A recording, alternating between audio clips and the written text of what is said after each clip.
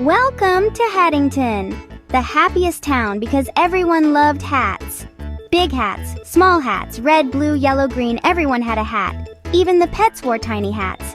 People named their hats, Sir Reginald, Daisy, and more. Every morning the sun shone, and people greeted their hats with a smile. Mayor Mildred wore a purple hat with a swishy feather. Mr. Bunn, the baker, had a chef's hat that smelled like bread.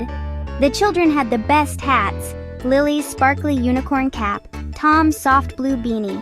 In Haddington, hats were more than just hats. They were friends. When you were sad, you could tell your hat your secrets. When you were happy, you'd toss your hat in the air. Hats were everywhere, on heads, hooks, and shelves. There were hats with stripes, polka dots, pointy and round. Life was perfect. The sun shone, birds sang, and hats sat right where they should be. Nobody knew something strange was about to happen. Something silly, something never seen before. The hats and everyone in town were about to get a big surprise. Are you ready? Because this was a day that would go down in Haddington history. Let's see what happens next. It happened just after breakfast. Zing, pop, wiggle.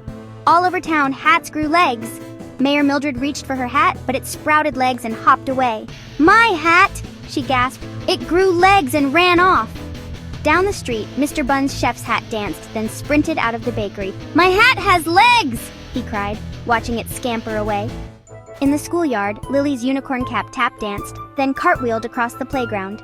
Tom's beanie slid down the slide, giggling all the way. Every hat in town grew legs and ran off. Big hats, little hats, all wiggling and running. The people of Haddington stood in shock. Was this real? Their hats were really running away. The town that loved hats suddenly had none. Just hats running, jumping, and dancing everywhere. A river of hats flowed through the streets. The children chased after their hats, but the hats were too quick. The hats were having the time of their lives. The people blinked, rubbed their eyes, and wondered what to do. The hats were running wild, and nobody knew how to stop them. Haddington was now a town with no hats, just chaos.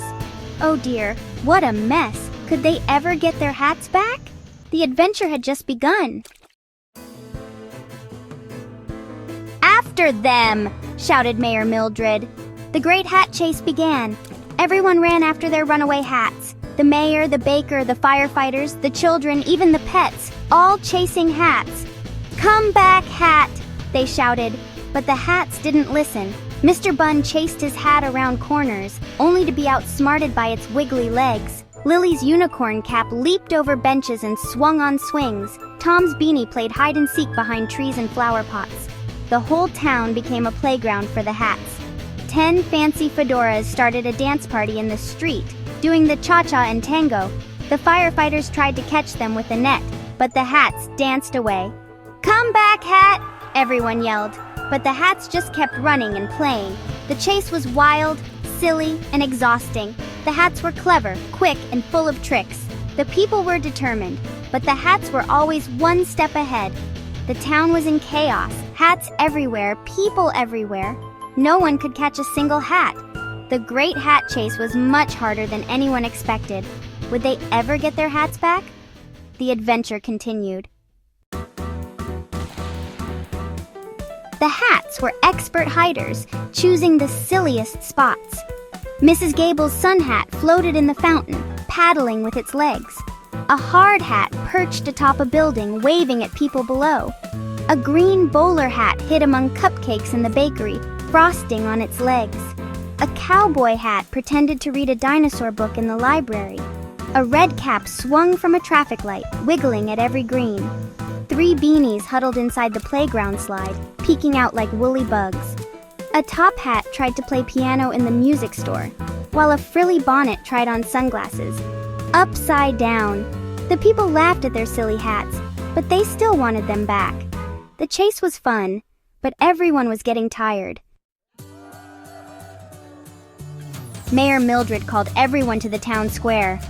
"This isn't working. We run, they run. We're exhausted and the hats are having fun."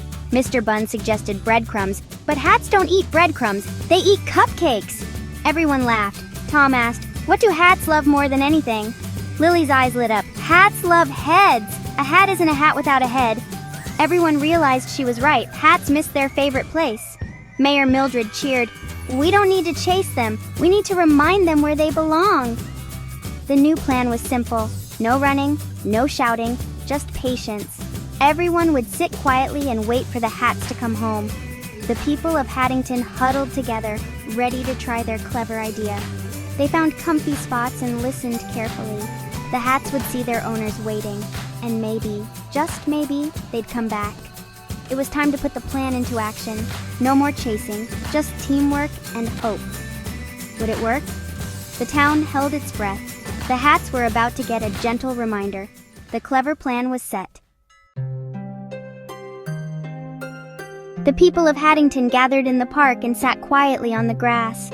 No running, no shouting, just waiting. The hats peeked out from their hiding spots. Tom's beanie saw his empty head and took a step forward. Mrs. Gable's sun hat stopped paddling and looked at her waiting owner. The dancing fedoras paused, noticing their owners sitting together.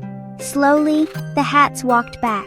No more running, just a gentle return. Lily's unicorn cap hopped onto her head, feeling right at home. Tom's beanie scurried over and settled in place. Mr. Bun's chef's hat trotted back, proud and tall. One by one, all the hats returned to their owners, their little legs tucked away as if they'd never been there. The great hat chase ended with a quiet, happy reunion. Teamwork and a clever idea saved the day. The people smiled, patting their hats with relief. The hats were home, and all was well. Haddington was whole again. The adventure was over, but the memory would last forever. Sometimes the best solution is the simplest one. And sometimes you just need to sit and wait for your hat to come home. Haddington was happy again. Everyone had their hat back. Mayor Mildred's feathers swished. Mr. Bun's hat stood tall. Lily's unicorn sparkled. The hats felt cozy. The heads felt complete. The hats had their adventure, but home was best. That evening, everyone gave their hat an extra pat. "No running away tomorrow, okay?" Tom whispered to his beanie. The people learned that teamwork solves even the silliest problems. Chasing didn't work, but working together did. Sometimes the quietest idea is the best. And with teamwork, anything is possible, even when your hat grows legs. Life in Haddington returned to normal, almost. Every now and then, someone would check their hat for a secret wiggle. The end? Or is it? What would your hat do if it grew legs?